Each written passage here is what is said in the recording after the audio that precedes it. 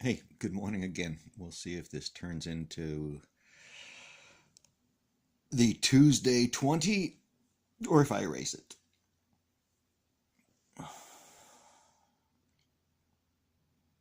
So here's the topic. And my coffee's gotten cold, but we'll work on it.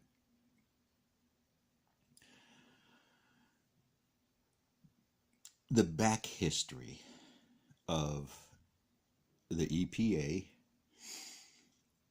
and what some folks remember as the dioxin and chemical scares in New York City. Concurrently, if you were in New Jersey and New York during those days, right? This is the 40s, 50s, and 60s. The war machine's gearing down now and starting to sell consumer products. And all those chemical companies we had built under old rules, old knowledge, and wishful thinking, we began to realize what they were doing to the people around them. Basically destroying, killing people, causing cancers, causing ill health effects that couldn't directly be traced back. So big studies were done and nasty things were found out. And the word love canal came to form in people's minds. And if you're not familiar with it, it's easy to find some quick history. Basically, huge plants that employed huge numbers of people making they're called precursor chemicals or precursor materials where you have to add value to them. So it's one half of a good plastic people can buy and somebody else makes the other half of it. It's one half of Portland cement where the concrete, the lime comes from a specific quarry maybe. So these chemicals, these huge factories that made them, they lined mostly the Jersey Shore up into New York. Huge major refineries along the East Coast. New Jersey was, jokefully termed the armpit of the East Coast. And the EPA, the creation of the EPA and those laws started um, the most the largest, let's call it a military type response, because the federal government realized that they were killing a lot of people. They had these plants in high population areas, and when the wind blows, it exposed a lot of people, and when the water wells started getting contaminated, it exposed a lot of people. So behind the scenes and the good of the EPA and what those rules were meant for and why that cultural necessity, that pillar of knowledge began to be developed, it already was. It was in the background of all of this. So you are a massive multinational oil company getting oil delivered from the Middle East or from Venezuela, right? Comes from all over the place. And it did then. Getting oil in Jersey, refining it, stripping things out. All the pollutants went somewhere under very old technologies. So here's what happened besides the EPA trying to take care of pollution. Behind the scenes, the federal government helped those corporations move. When they moved, they got to redesign and re-engineer and upgrade every single one of those facilities because all the grandfathering stuff was either gone or hadn't been created yet, right? So they were creating these whole new ground rules for chemical industries underneath the media coverage of the good the EPA was doing.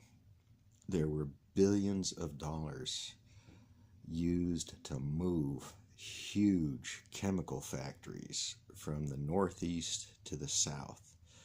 There were also billions of dollars spent moving technology and bases out of the East Coast where all these things were developed. Radar was developed at MIT. Okay, so the East Coast had some of the first radars around, whether they knew it or not, and it was all part of defense systems and education and building better radars, so it just continued to happen. But in the background of all of this was the federal government is tied to corporations. It's in the Constitution because this nation needs raw materials to survive, let alone improve. And we've gotten really good at making pure raw materials. That's what we've been doing for the last 100 years. Ultra high purity materials beyond just elements, because we learned how to measure these things. So while we were being mesmerized with media on the front end, on the back end, these corporations were giving massive tax breaks. This cost billions of dollars over a few decades to move these plants. Inside of moving those plants, there was nuclear facilities. Okay, this is the pollution I focus my conversations on, but this is only 1/5 of pollution, these things. So it becomes very interleaved. It's a basket weave. It's a whatever you want to call it, however you need to frame it. But basket weave was a business conversation training. You know, interleaved organizations, different threads, different people have to talk to each other. How much do they touch each other? So it goes from a simple basket to, Venn diagrams and other interesting things if you're interested in that stuff. So people are paid to be interested in this stuff. Make no mistake, and there's people that are doing it in large offices and having conversations kind of like this about where to go from here. So the conclusion is we individually consume. Period. That's the end of a statement. Now, what does that statement mean? Well, you flush a toilet, you just consumed a gallon of water.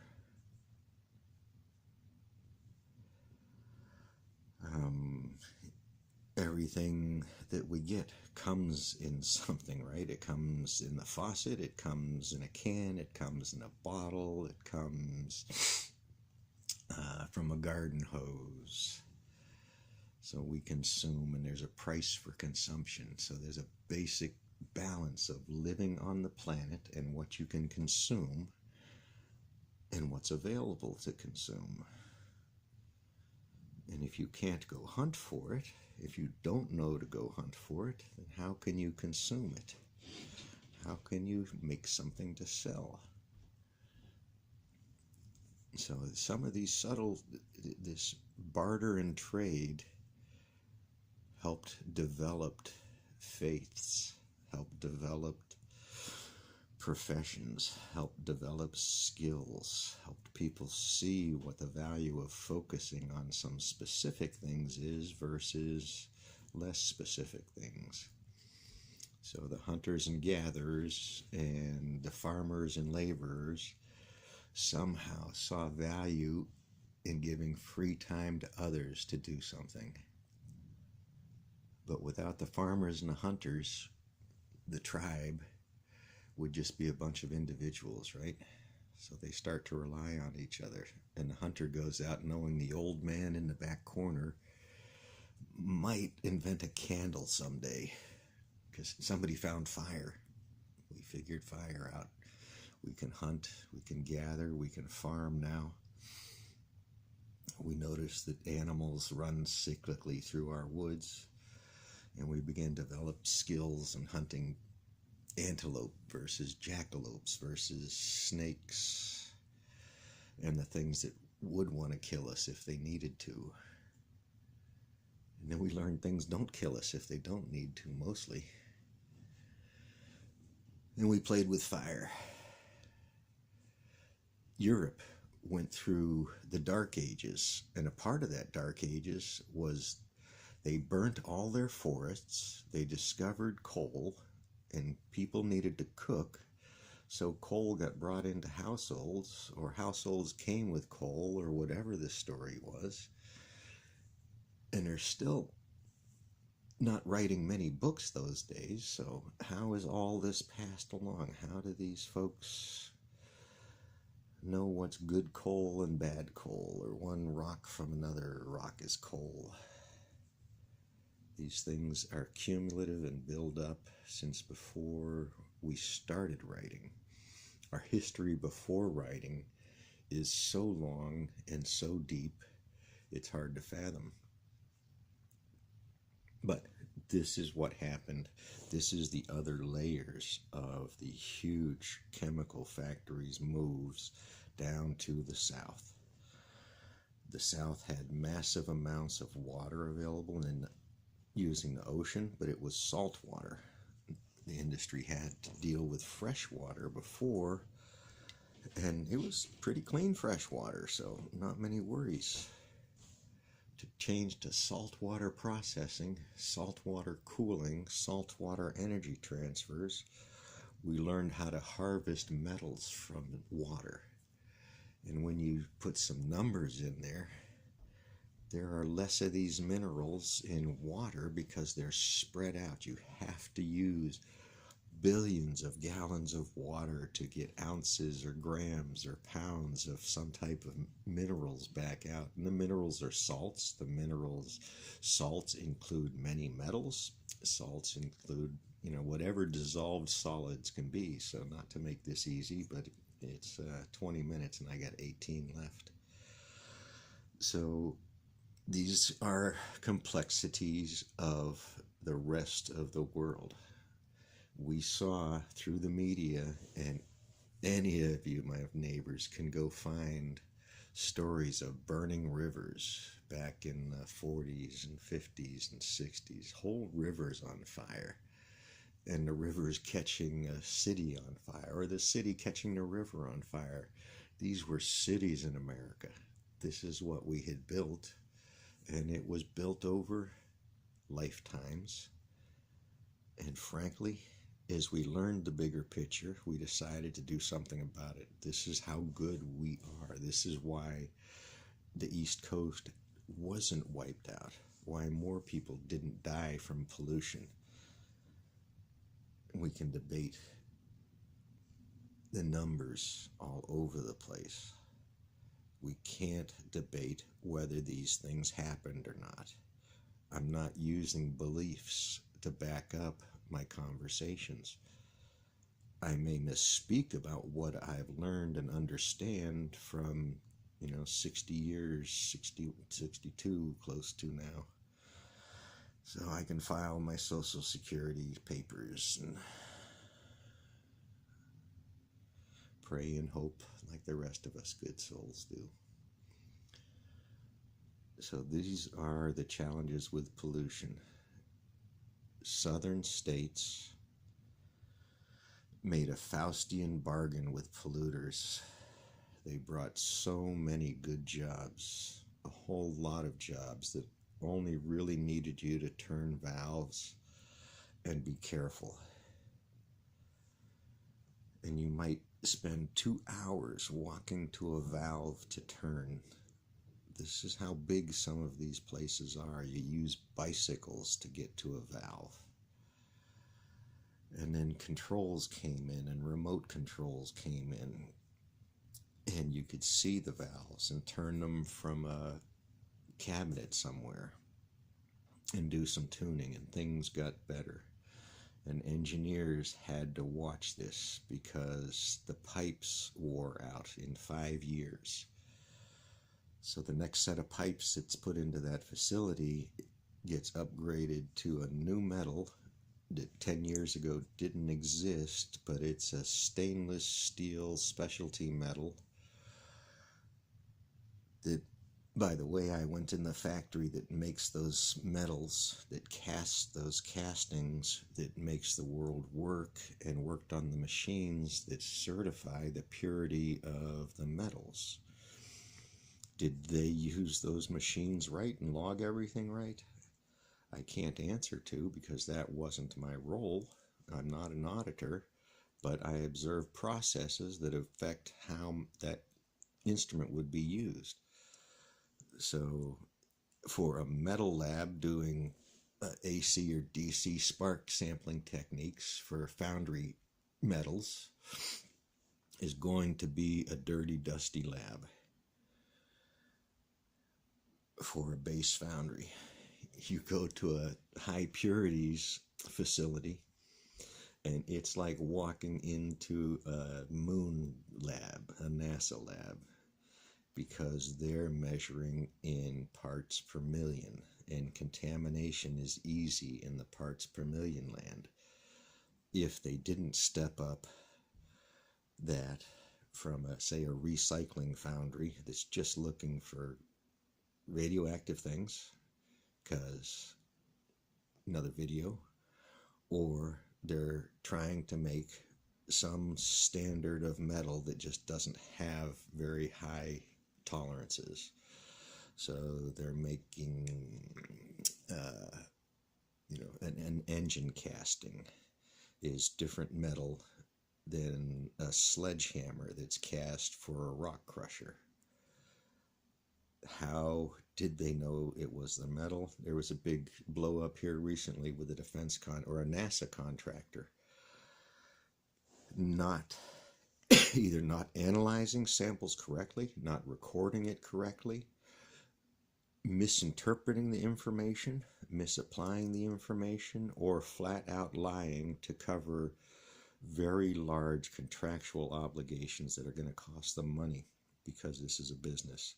So these things are long-term, well thought out activities. If you're going to build a strip mine to harvest lithium, that's an interesting one to go look up.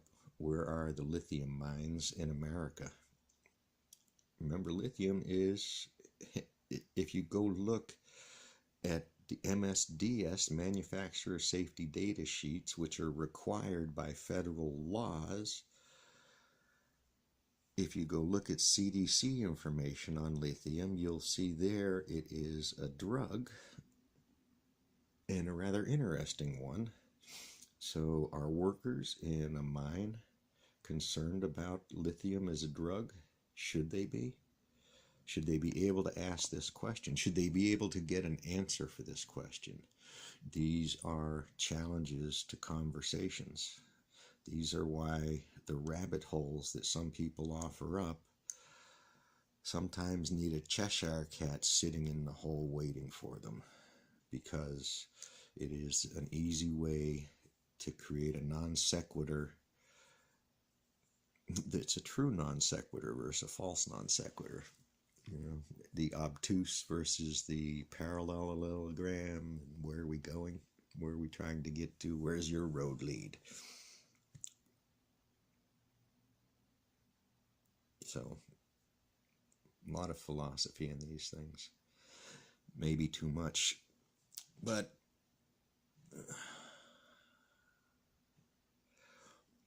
why can't reasonable conversations about these things be found? What can you put, what do you put at the round table to have these conversations? If you want to talk about pollution, what voices should be at the table you're listening to? I have my own opinions. It's important that people understand what is being brought to the table. Is it a part of the conversation, or is it a non sequitur? And can we focus? And I don't know, but I can see the countdown. I've got 15 seconds left, and carry on. Peace out.